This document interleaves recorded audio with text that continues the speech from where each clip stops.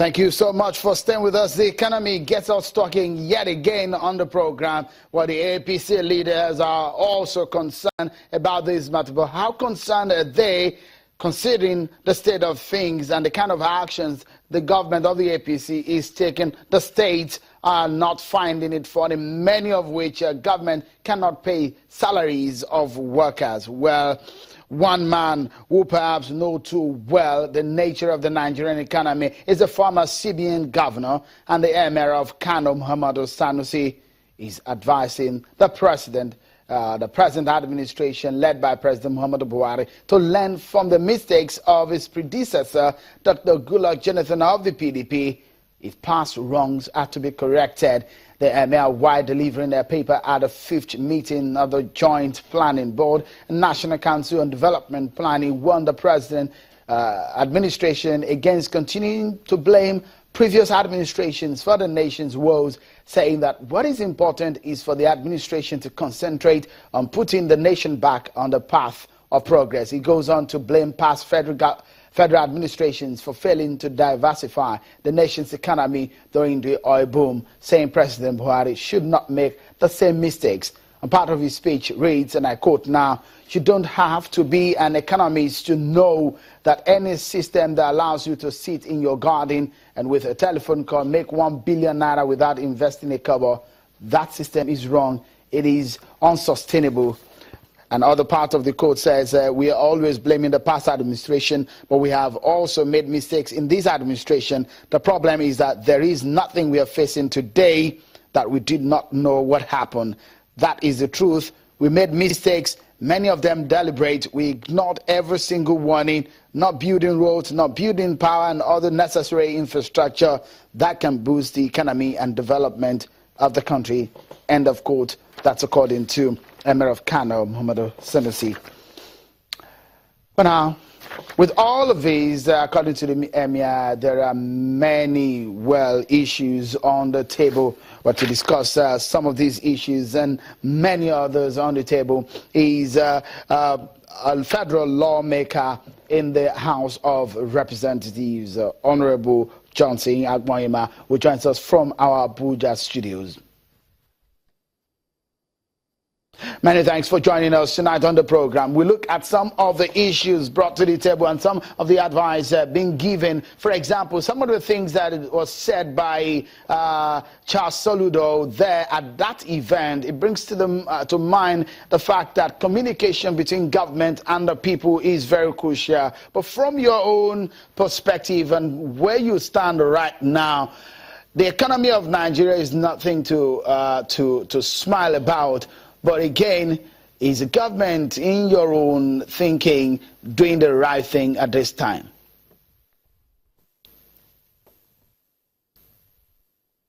Well, thank you, our viewers. First of all, I want to say that this unfortunate where we have gotten ourselves.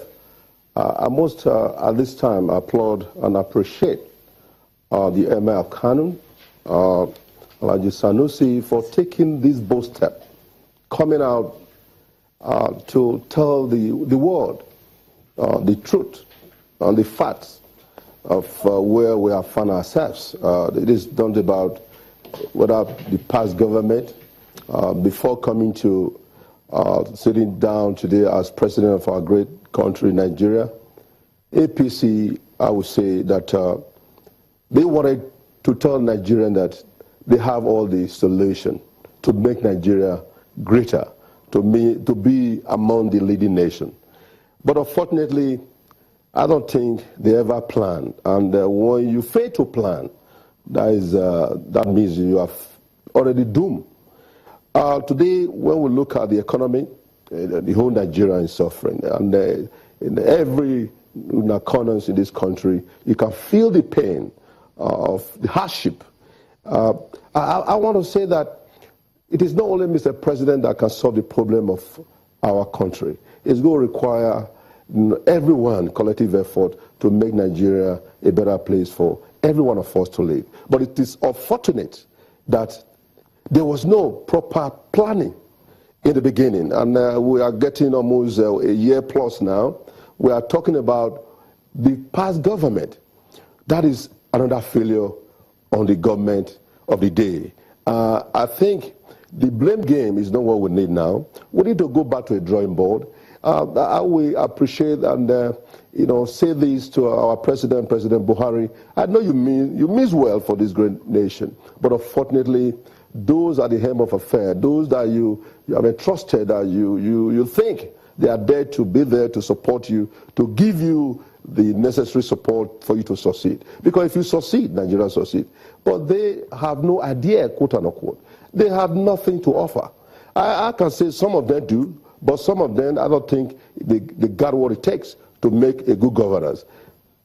Honorable, if I may like the governor of Central Bank, just a moment. If I may quickly come in here, if you look at the damage, so just a moment, Honorable Agbanyema, if you look at the damage that has been done for past 16 years, according to the APC, that's how bad things have been for the past 16 years. The economy has been damaged. There's no savings. The PDP government has done this and that. Those are the words of the APC government. But now it stands, one will wonder if 2 years or a year is enough to fix these kind of problems.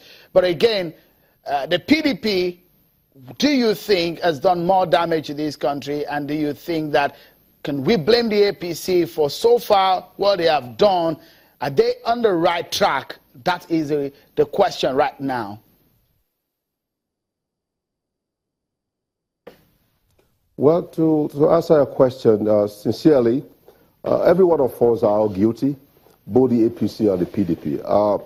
We have some of our leaders that have done well in the past, but listening to some of the governors saying that the PDP, the blame game should be to PDP. But let me get this clear, get this straight. They were part of PDP then. I can imagine that the governor, my brother, my friend, the governor El-Rufai, he was part of PDP before. At least he was. So that when you start talking about, oh, PDP, destroy the nation, guess what? You were part of the former government of PDP. So that is not the issue, the blame game. In every problem, in order to profile a solution, how we can get out of the mess. That was the reason why the government of today, APC, they are in power, because they campaign, they give someone promises, and today there's nothing to show about it. But I have not said that this is over yet.